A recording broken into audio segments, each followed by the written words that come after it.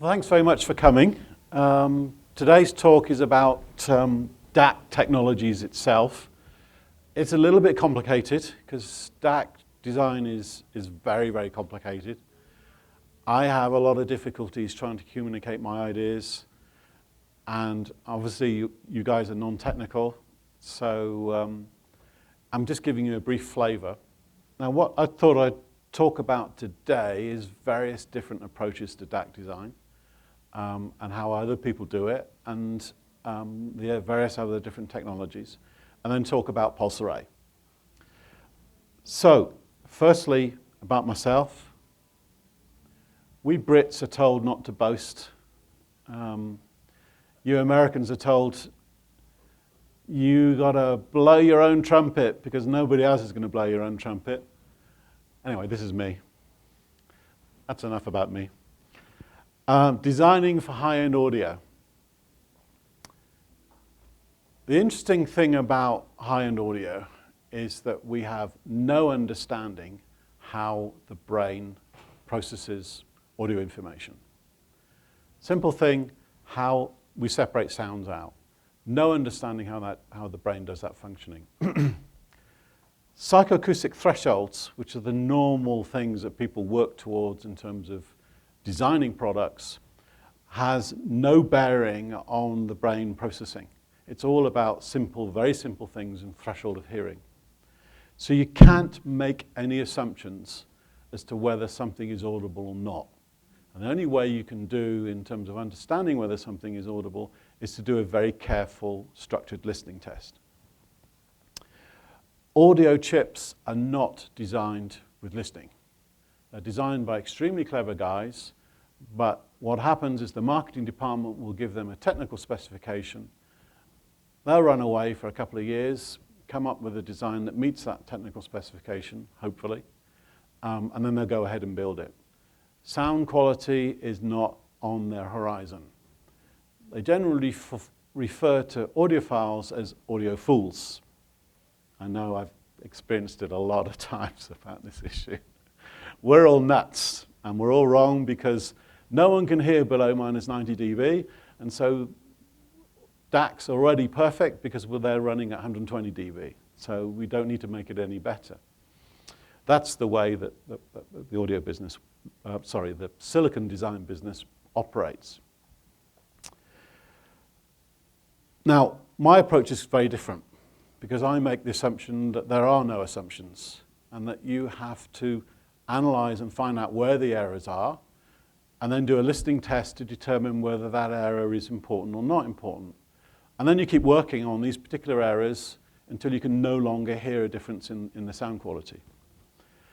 The best listening test possible is one when you're changing a variable and you can hear absolutely nothing. Because the benefit of that is there's no question about interpretation. Often when you're doing a listening test, it can sound brighter and you think that's better. It's very difficult to determine the difference between a fundamental improvement in transparency on the one side, which makes things sound brighter, or a small change in noise floor modulation, which artificially sharpens things up.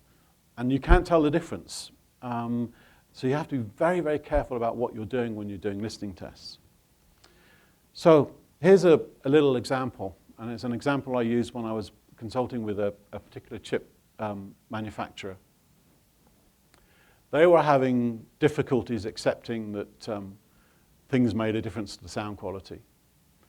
So I got one of their engineers to listen to two different noise shapers. He came down to my house. We've got two noise shapers here. Both of them are technically perfect. The first one is 180 dB distortion and noise in the audio bandwidth. That's 100 times better than the best noise shaper you can get today with standard ASIC chips. The second noise shaper, my usual noise shaper at this time, is 200 dB's performance. That's 1,000 times better than the noise shapers that go into normal chips. I threw the switch and told him to listen to it. And he said at the end of the listening session was that he he was very, very surprised. And what he was surprised about wasn't the fact that he could hear a difference. What it surprised him was how easy it was to hear the difference. And that even extremely small differences in technical performance was very easy to hear. This top one has got some noise floor modulation, because when you switch the signal off, the level comes to the same as this one. But we're talking about levels minus 180 dBs at 20 kilohertz worth of distortion levels. You know, that shouldn't be audible. And you're talking about a noise floor modulation which is extremely low. Now, I know it's going to be audible because I've dealt with this kind of situation before. But if you spoke to a normal engineer and said, this level you're going to hear, he would say that was impossible to hear. So you can't make assumptions as to whether something sounds different or not. You have to do the hard work and do the listening tests.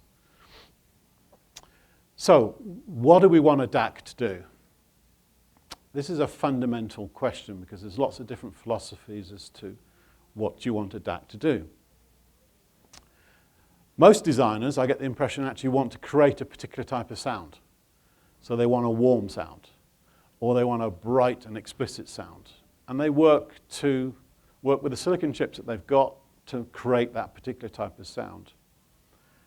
That, to me, is the wrong approach, because that means that all of your music sounds soft, or all of your music sounds incessantly bright.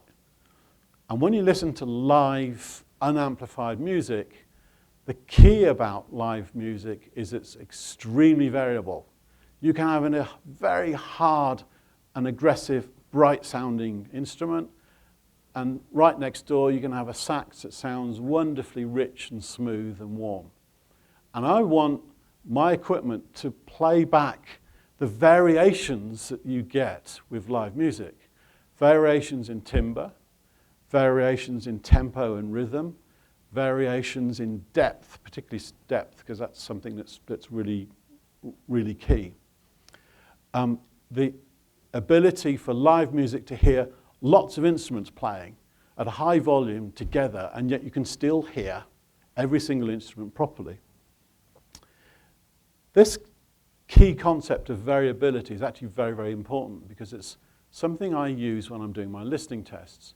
Because, let's face it, you buy a recording, it's been mastered, it's been recorded, it's been in an environment you've never heard before, it was a recording session you have never heard before, it's been through a process chain that nobody's ever heard before. You don't know what the hell you're listening to. So to try to make assessments onto the sound quality when you make a change to your system is a difficult thing, because you don't know what you're starting with. But that, in one sense, doesn't matter, because if you make a change to your system, or you make a change to the product that I'm designing, and the variability becomes bigger, then you know that you've actually improved the fundamental transparency of your system. And that's a very key element. Being able to make things more expressive means that you have fundamentally made that step towards transparency. Because nobody has ever heard a truly transparent product. No one has designed a truly transparent DAC. And if there was a god, an audiophile god, that created the perfect DAC, and you put 12 audiophiles into there to listen to this perfect DAC, you would have 13 contradictory opinions about this perfect DAC. So it's a complicated situation. So the benefits of focusing on variability means that it doesn't matter about what the actual source is. In fact, the source can be electronic music, which has no physical bearing in real life at all. But because the idea is about variability, then if you hear more changes in space, if you hear more changes in rhythm and pace, and if you can hear more changes in timbre, it's better, and it's fundamentally more transparent, even though this thing never existed as an acoustic entity. So, what technical factors contribute to transparency? Distortion, that's a fairly obvious one. Small signal non-linearity. This is where a small signal is either too small, it completely disappears, or it's too big, which occasionally happens. Noise floor modulation. Now, noise floor modulation is when you do a measurement, do an FFT of a signal, minus 60 dB, you measure the noise floor. Most DACs will get a noise floor about minus 60 dB. My DACs will be about minus 175, something of that level. But then when the signal goes up to 0 dB, with conventional DACs, the noise goes up with the signal level. And it goes up by quite a large amount. Your minus 160 dB will go up to about minus 140, so that's a 20 dB shift. With Class D, it could go up to 110 dB. Class D amplifiers have huge levels of noise floor modulation. And the difference in sound quality is quite profound. Even when you have noise floor modulation that is below the levels of measurability, you can still hear it. And you hear it in terms of refinement and smoothness. So when you're listening to something that sounds warmer, chances are noise floor modulation is playing a part. So if you're playing around with mains cables, for example, the mechanism for mains cables to make a difference to the sound is RF noise. RF noise gets into the analog electronics, creates into modulation distortion products. The distortion products is random noise. And that means the random noise pumps up and down with the signal level. And what I found a long time ago was that immeasurably small levels of noise pumping up and down, the brain could detect. And what it did was it confused the ability of the brain to hear timbre properly. So rich and dark instruments sounded brighter than they should do. So higher order distortion is very audible, particularly the higher order harmonics. Anything above 4th, 5th, 6th, 20th harmonic, very, very audible. That's normal, straightforward stuff. Anharmonic distortion is very, very audible. That's where you'll have a distortion product that's not the 2nd, 3rd harmonic, but it might be a 2.657th harmonic. And they are very, very audible. The reason they're very, very audible is that the brain is used to dealing with straightforward harmonic distortion because the ear itself is a wonderful harmonic distortion generator. So the brain subtracts out the harmonic distortion of the ear, but it cannot subtract anharmonics because that is something that doesn't happen in nature. Measurable distortion is quite interesting because if you'd asked me the question before, is distortion levels below, say, minus 120 dB significant, I would have said probably not. That once you get to a certain level, it's not going to matter too much. But an interesting thing happened when I was designing Dave. And with Dave, I wanted to get much lower levels of distortion.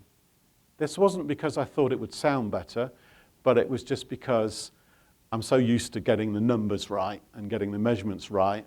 And in the past, whenever I had reduced distortion, it did sound better. And this turned into a bit of a passion. So the first prototype, I was getting distortion at minus 120 dB. That clearly wasn't good enough because the DCS Vivaldi was at minus 130, and I wanted to beat the DCS Vivaldi.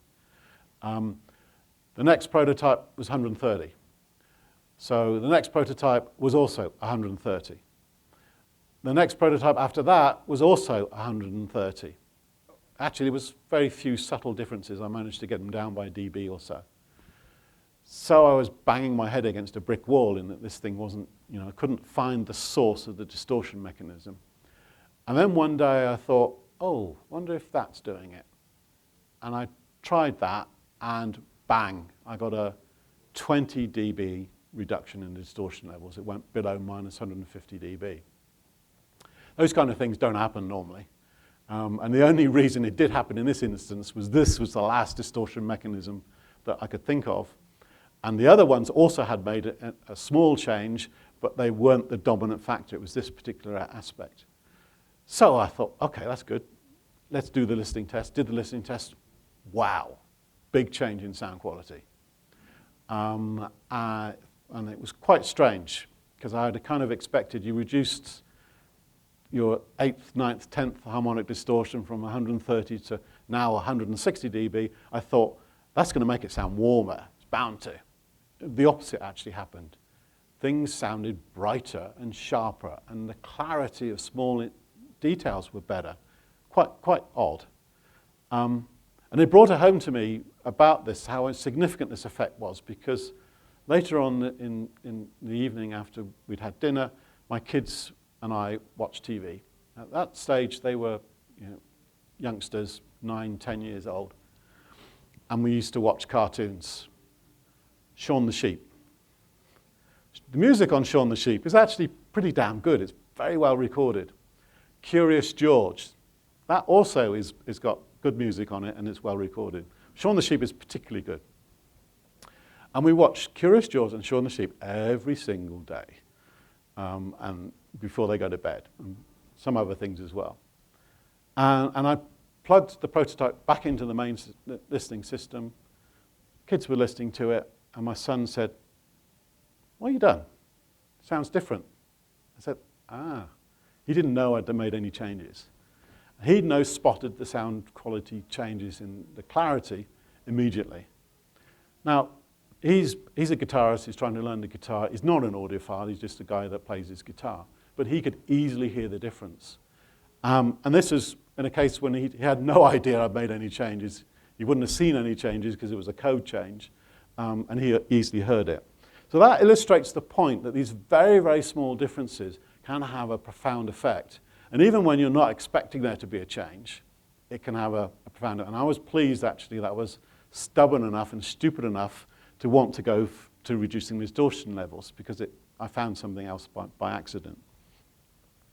So, as a technical requirement, we need better than 24-bit performance in terms of harmonic distortions.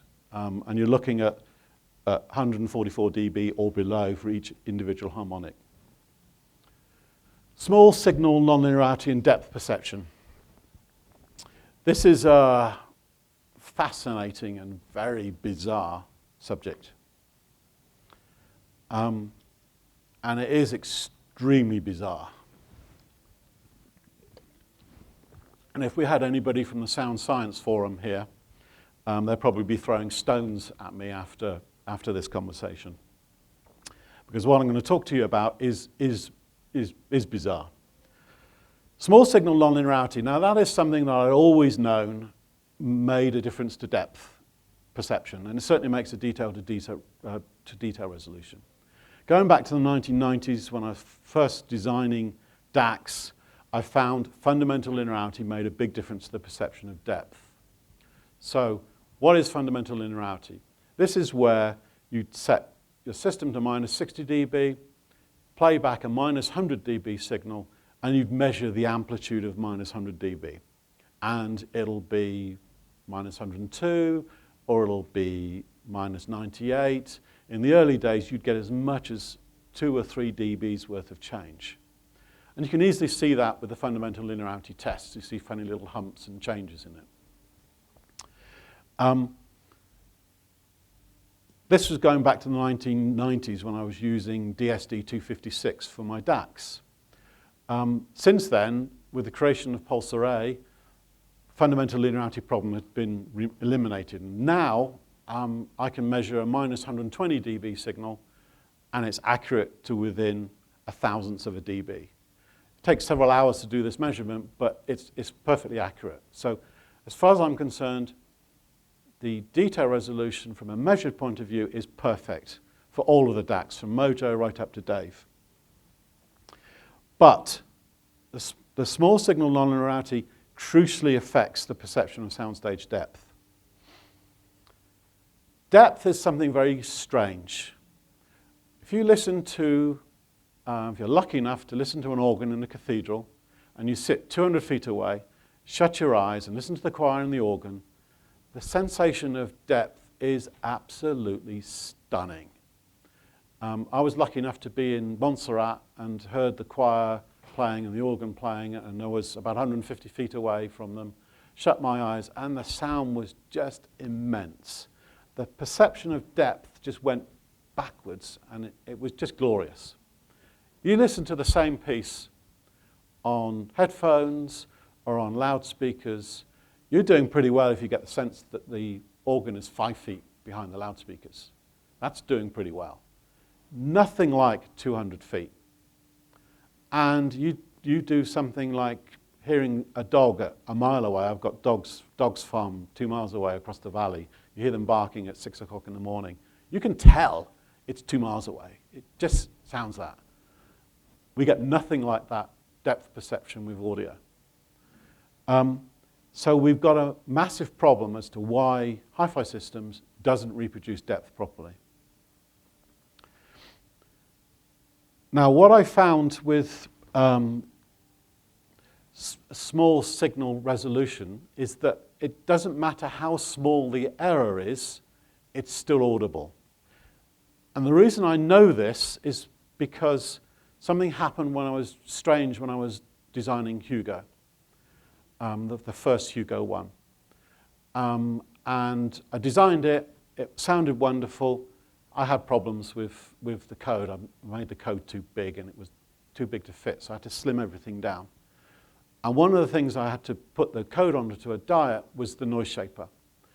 And I changed the noise shaper, made it a little bit smaller, and changed a little bit things. And I was worried about the sound quality because I was told myself there's no way I'm going to let the sound quality degrade. And it was interesting because when I did the listening test, it actually sounded better with this slimmer noise shaper.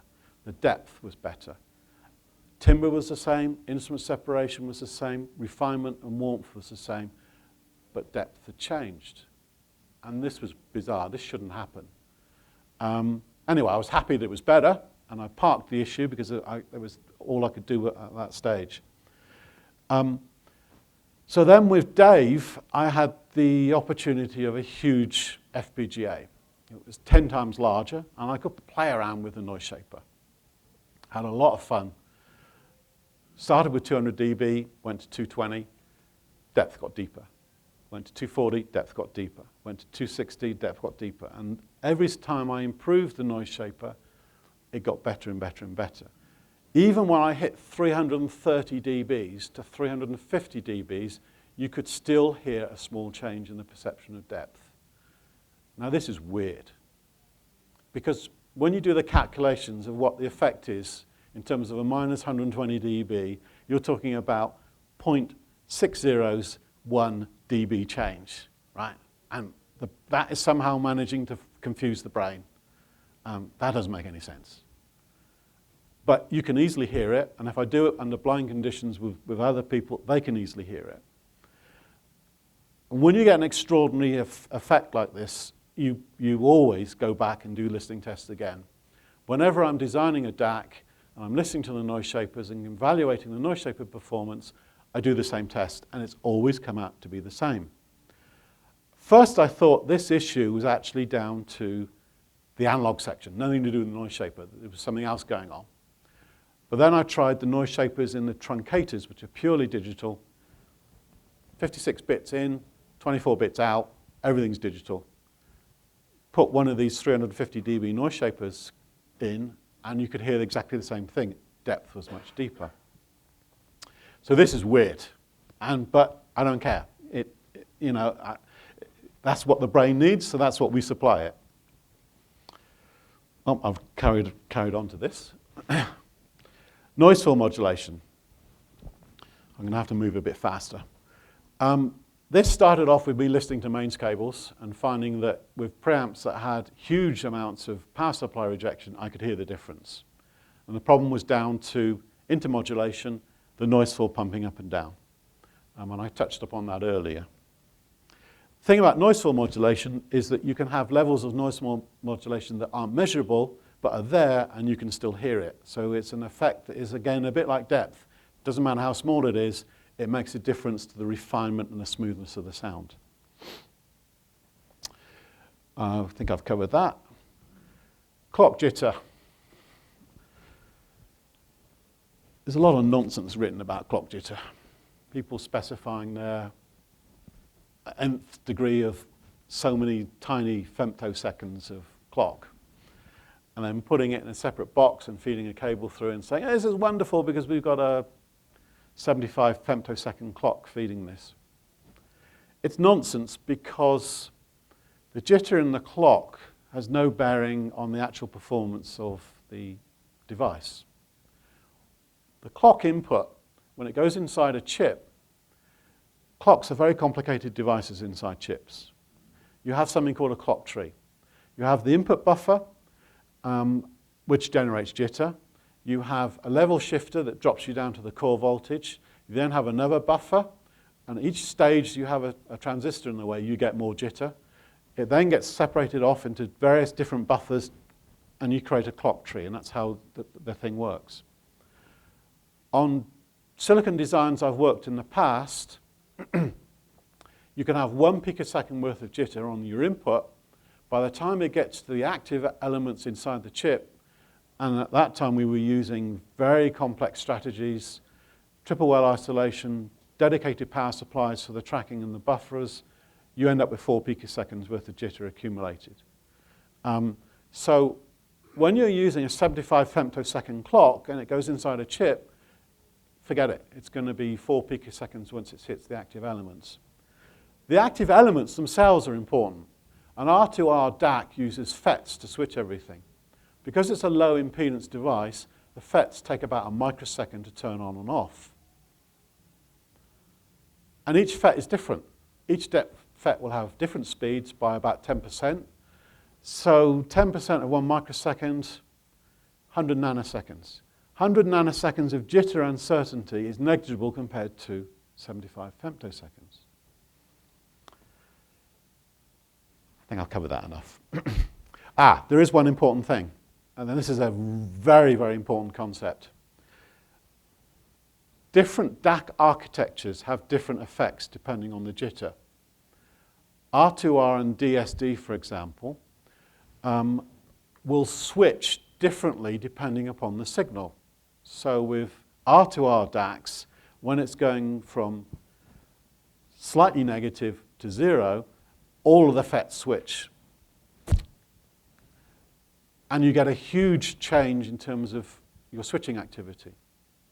With DSD, you have the maximum switching point when it's reproducing 0. When it goes to full 100% and everything and it's permanently on, there's no switching activity. And when it goes to fully negative, there's no switching activity. So the switching activity depends upon the signal. There are DAC architectures where the switching activity is independent of signal. That happens with PWM and it happens with pulse array. The benefit of an independent switching activity is that the distortion and noise from jitter and from the glitches that happen just turn into DC. And you don't get this anharmonic distortion of products, you don't get noise floor modulation when you use that. Another important factor is that you can design a DAC to suit a different jitter number. So for example, I had a requirement for a project I was working on. They said it needs to be 120 dB with 4 picoseconds worth of jitter. So fine, we went ahead, we designed it, came out, met the 120 dB spec. Then 6 months later, some bright spark decided, oh, we don't want 4 picoseconds, we want 15 picoseconds when someone's using a poor phase-lock loop. Oh, okay then, it's not a problem. I can just design the DAC and make it more tolerant. And you do that by changing the number of elements. Wasn't a problem. 1 month later, came up with a solution that would give you 120 dBs with 15 picoseconds. I was a bit annoyed though, because it could have told me at the beginning that it was 15. That just illustrates that it's not the jitter level of the clock that's important, but it's the output level you measure on the DAC. That's the important thing. Chip DACs. Lots of problems with designing with silicon. And it's actually amazing you get 120 dB performance from using silicon, because silicon itself, the resistors are nonlinear, capacitors are nonlinear, the capacitance changes with voltage. That creates lots of distortion, such as phase intermodulation distortion. The resistors create straightforward normal distortion. You get problems with crosstalk from the digital noise, feeding through to the substrate. The substrate is actually quite high impedance, moderately low impedance. I mean, it's about 3 kilo ohms. That then gets coupled through to the analog section. So you've got all of these problems. You can use things like triple well isolation, and you can use various other tricks to try and isolate the mixed signal analogs from the digital section, but it's very difficult, and you can never guarantee when you're running your simulations that it's going to work out fine. You can get a rough idea, but the simulation tools aren't very good at capturing all these parasitics problems. So you have to go through a lot of immense effort to solve this problem. The other problem is the reference voltage, and the reference voltage is crucial to a DAC. You can think of a DAC as your reference voltage being modulated by your digital data. That's what a DAC is. It takes the reference voltage and divides it down. The reference voltage inside a normal chip is actually quite noisy and has got quite high levels of impedance. You can't make it not noisy, and you can't make it with very low levels of impedance. And to overcome that, they use a differential structure, and the noise gets cancelled out. But the noise only gets cancelled out when you're reproducing 0. It doesn't get cancelled out when you're reproducing full scale. So that's another source, big source of noise floor modulation. R2R DACS. This, you have a ladder DAC of R and 2R, and you have FET switches. This is a standard I to V converter, and it converts, that's your reference voltage. These currents go in through there, and that gives you your output. Problem you've got is 2 problems. One is the FETs themselves. When you switch a FET, it takes a long time for the FET to get to full saturation in terms of the RDS on gets fully on. And even if you design it so that you have lots of metallization on the gates, it takes a long time for all the charge carriers to be sucked out of the FET. And it can take as long as a microsecond for the RDS on to go fully from 99% to 100%. So your RDS on, your resistance value of the switch, is constantly changing. You've also got issues of parasitic capacitances and parasitics going to ground, into the substrate, and into the ground layers. So there'll be capacitances going from here to the supply, and from here going to the ground, and that creates glitches whenever it's changing state.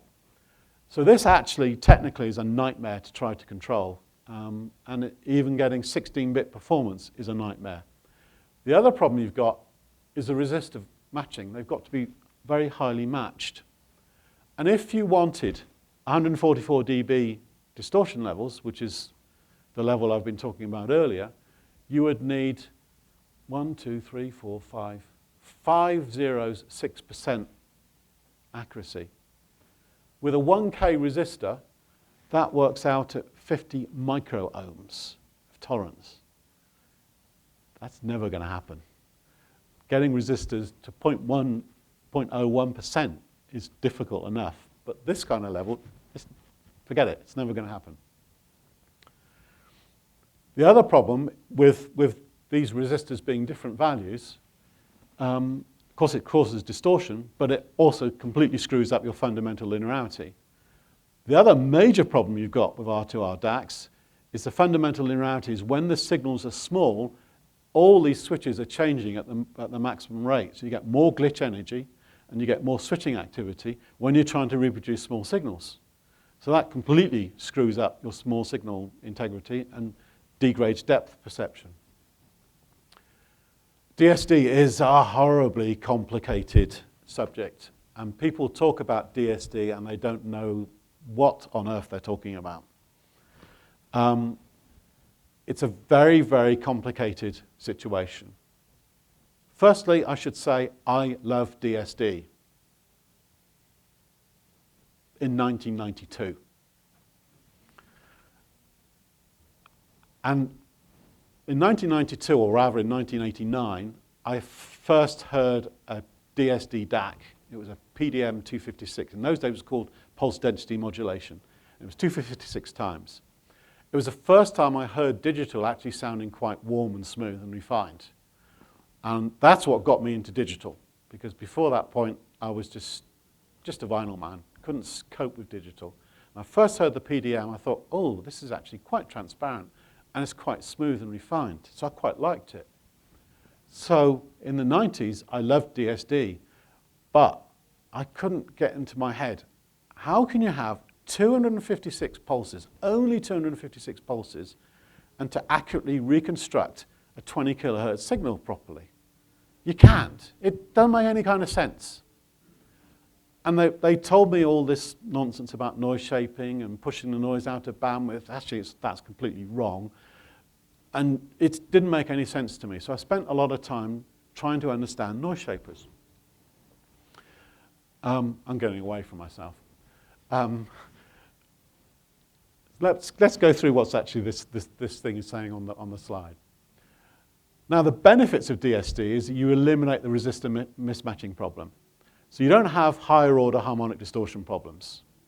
So that's good. And that's the reason it sounds fairly good depth and fairly good, smooth, refined sound, because it doesn't have the nasty higher order harmonics. Some people like the sound of nasty higher order harmonics. That's why R2R DACs are so popular to some people. But they don't sound anything like real music. They just sound hard and forced and aggressive and flat to me. The DSD modulator, this is a thing that converts your 16-bit, 24-bit, 32-bit into a 1-bit code. That's called a DSD modulator. That creates noise floor modulation in the digital domain. Forget about when it's being converted to analog. It actually fundamentally creates noise floor modulation. DSD64 has got about 110 to 126 dB. So that's a huge number when I'm talking about immeasurable levels being important. A standard DSD modulator has got 126 dB performance. I've been talking about DACs that need 350 dBs performance.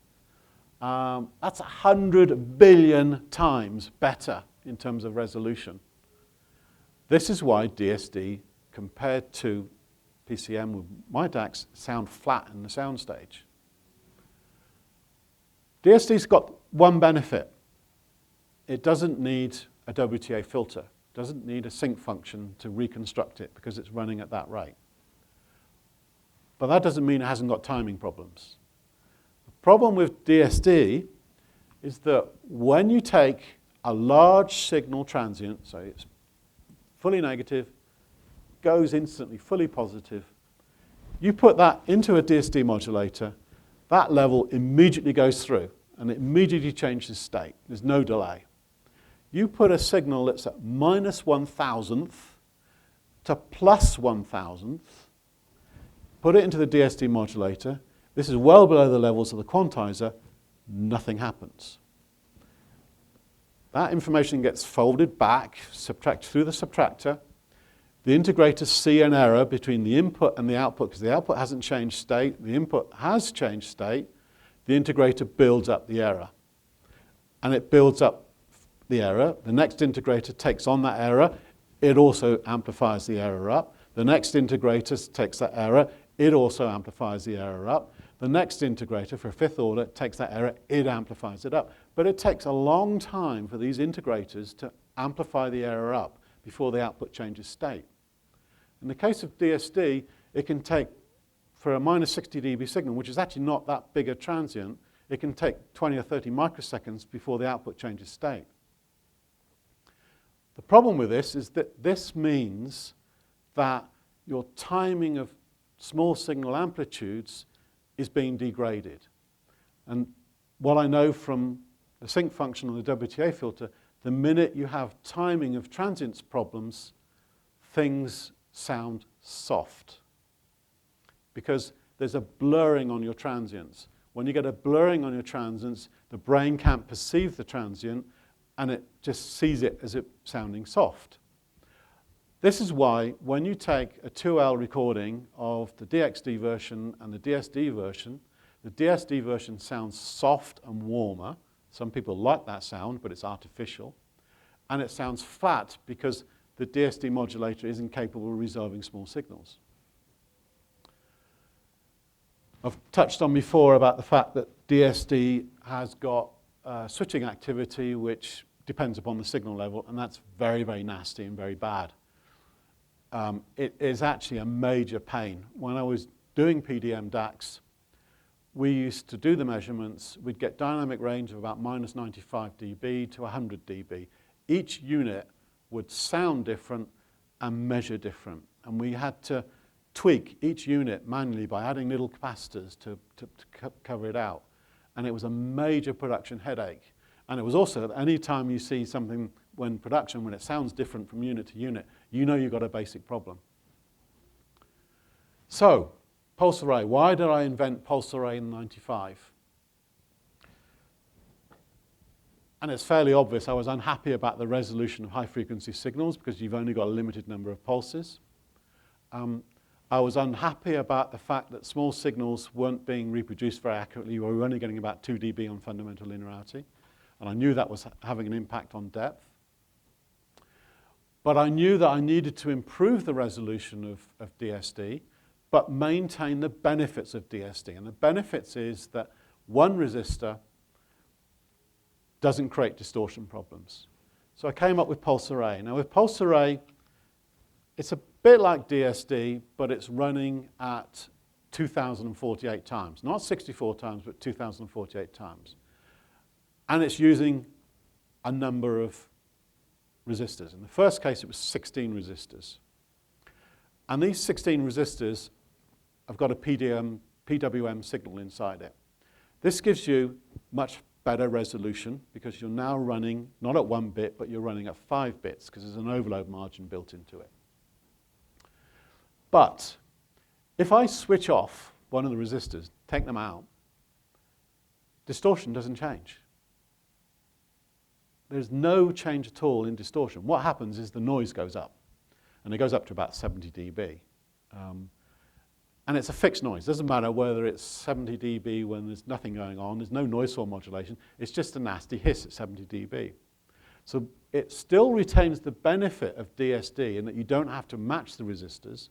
And when there is a mismatch, it just creates a fixed noise. And you can calculate what levels you want and to ensure that you don't have any problems. Part of the thing that I do when I finish a DAC design is actually to have the DAC and make it go DC. So there's no switching going at all. Half the elements go fully positive, half the elements go fully negative, and then measure the noise. And it only changes by half a dB. This means that the resistor tolerance and the jitter that's coming from the master clock is only degrading the 126 dB that we currently get by half a dB. So with Hugo 2, 126 dB goes to 126.5. With Dave, it's 128.5 dB goes to 129 dB. So people often ask me, why don't you use femto clocks? Well, actually, we do use femto clocks, but we don't make a fuss about it. And I don't have no interest in having better clocks because half a dB of fixed noise is just not worth the effort. It's not a problem. Noise shaper.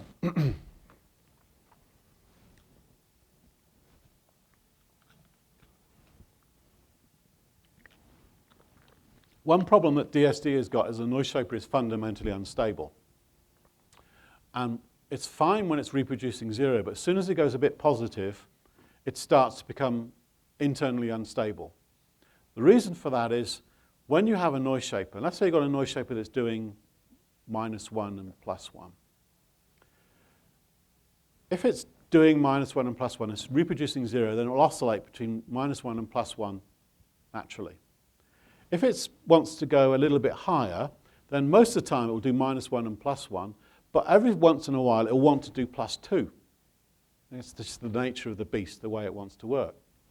With DSD, +2 is not allowed. And so the noise shaper gets a little upset by this. When the levels get to fully positive, like you want to go to +1, in a normal DAC it would actually oscillate between 0, 1, and 2. So it would actually take a 3-level approach and it would oscillate between that way. It's clamped at 1. It goes completely unstable, and the only way it would be stable was if it was a first-order noise shaper, which isn't going to do what we want it to do. With pulse array, we don't have this problem because the overload is allowed to exist. The noise shaper functions properly. The coefficients of the noise shaper is crucial, and that makes a big difference to the overall performance and the measure performance and the sound quality. But the pulse array noise shaper is always permanently stable, irrespective of signal conditions. Analog. No point having the best digital in the world if your analog is crap. The downside to R2R and DSD is you need a lot of post-filtering because it's got a lot of high-frequency content. You've got to filter that out. A lot of filtering means that you have to have complicated electronics. Complicated electronics, every time you add a resistor, you get a degradation in depth and detail resolution. Analog needs to be as simple as possible, but not simpler.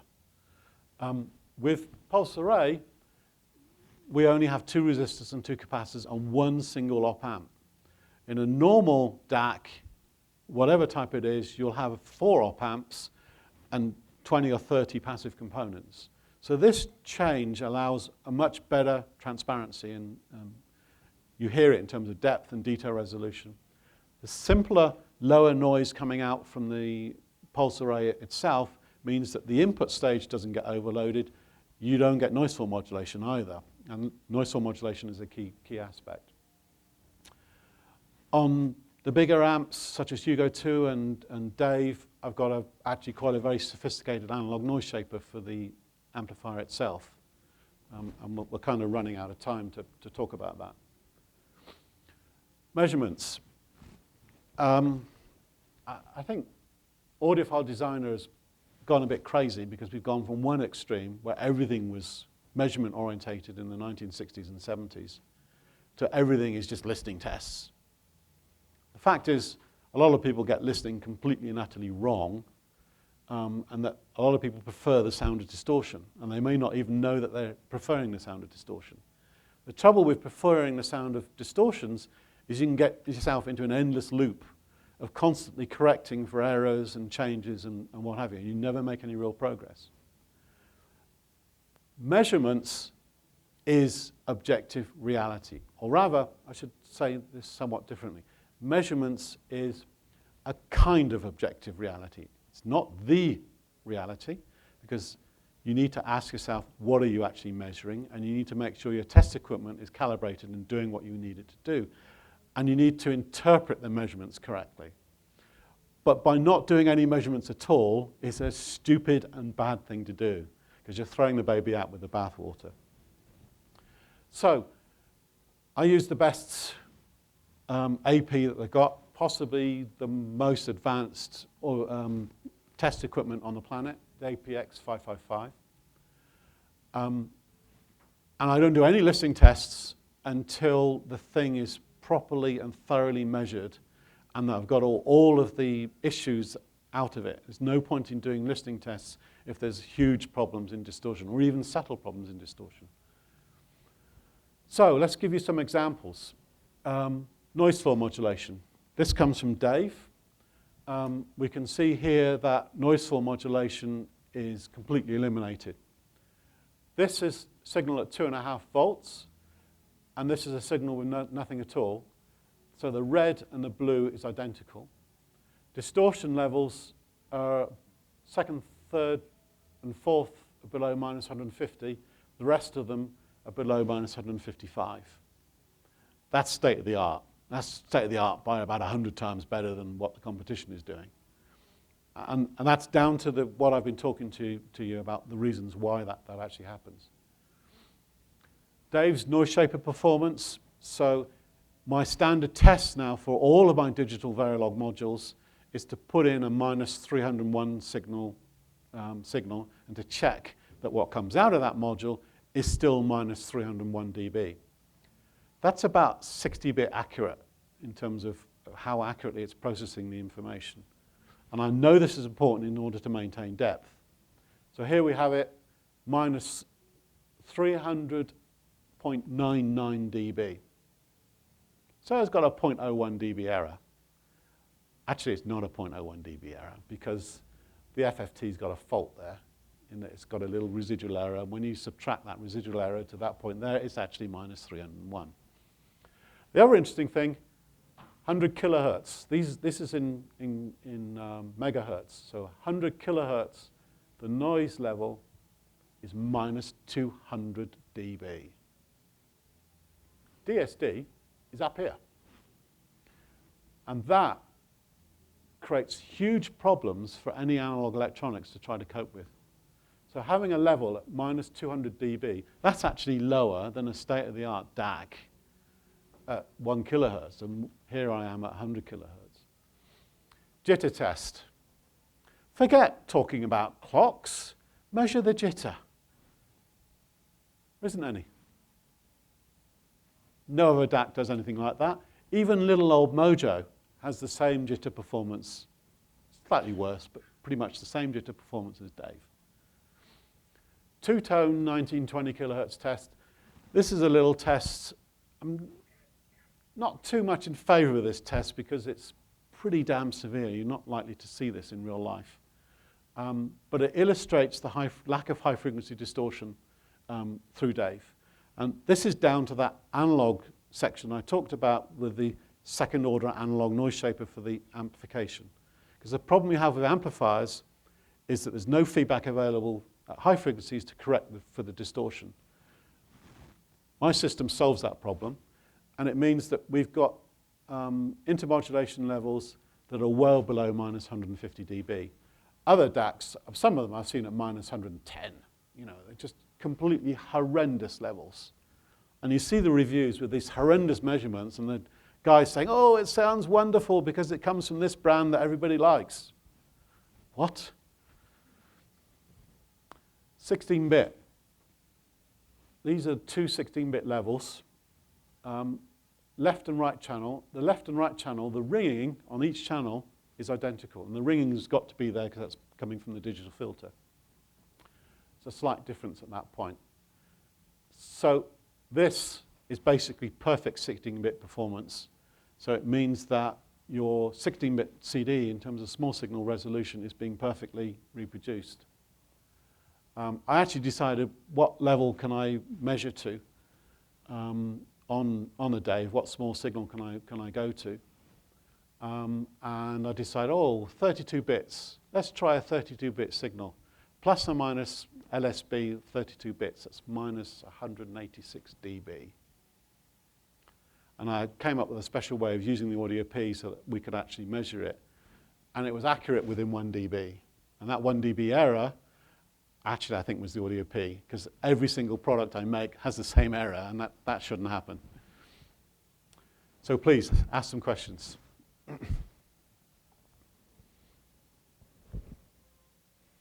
Sorry, have I bamboozled you?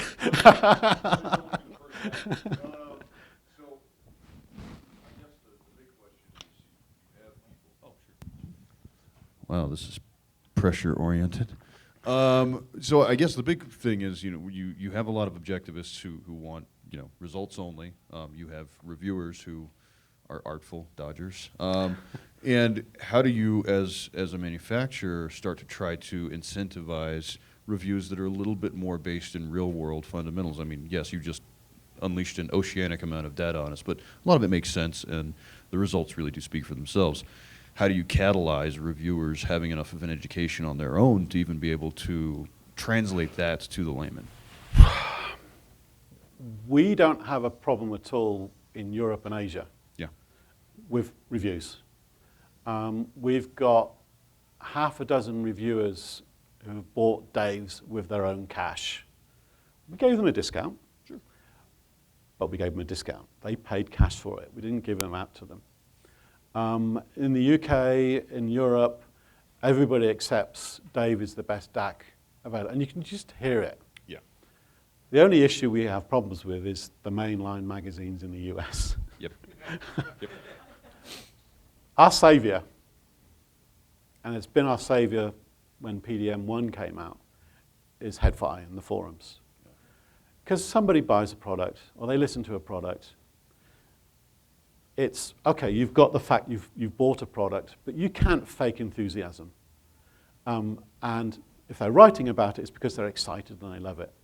And then somebody else does it, and then word of mouth builds up. And it's the success of Chord has been solely down to the forums and customers buying it and saying, wow, this is different. I love this. I want to buy it. And they buy it. Yeah. And they report about it and write about it. And then other guys say, oh, what's all this going on? I'll try that. And then they do, and they find, we've had some people who said, there's no way I'm going to buy a Chord. And then they've taken it home and bought the Chord. Mm-hmm. And then they've gone from a Mojo to a Hugo 2, and then they've gone from a Hugo 2 to a Dave, or Hugo 1. And everybody that buys a Dave buys a Blue too. Mm-hmm. So word of mouth has been really, really crucial. Good. And we've not had a problem with Asia or a problem with the UK. And one of the reasons actually I came to this, because this is the first time I've been to this show and done this kind of presentation, was so that people could understand the technology that's behind what I'm doing. And if you get an appreciation of how different it is, you can approach it with a little bit more open-mindedness, or open-eared. Yeah. Yeah, that's... Well, thank you. Does that answer you? It does, it does. I mean, it's an unwinnable thing, ultimately, Yeah. because they're going to do what they're going to do. But Exactly. you aren't wrong. The customers come to us and say, I've heard amazing things. I talk to all my friends who are huge nerds about head-fi, and I must hear one, and Yeah. invariably go home with one most of the time. Exactly. So, yeah. Exactly. We had a dealer the other day, and he was talking about becoming a Chord dealer, and he didn't want to be a Chord dealer. And they were joking. They said, oh, so you've got the whole of the 100% of the DAC market. Is that what you're telling me? And the guy answered back to him and said, how many DACs do you sell? Oh, not many. That's why you're not selling them, because you're not a Chord dealer. Yep. We sell lots of DACs. Yeah. I mean, there's now Mojos. I think it's gone over 70,000 Mojos being sold. We can fill, it won't be long before we can fill 2 football grounds with very happy Chord customers.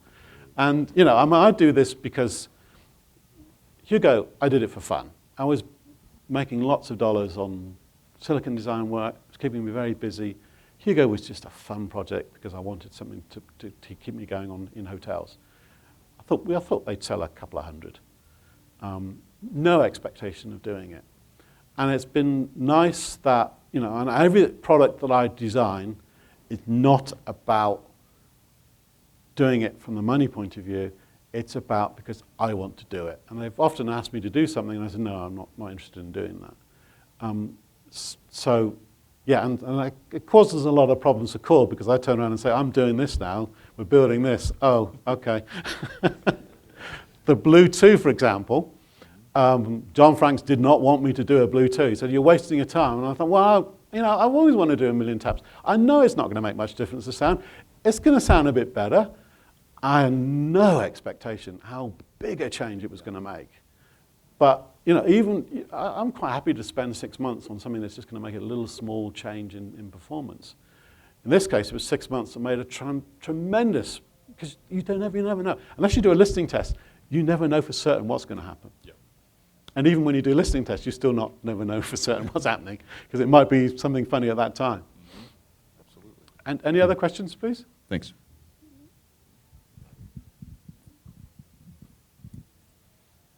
Okay, well, thank you very much for coming, and I hope you've enjoyed it. Thank you.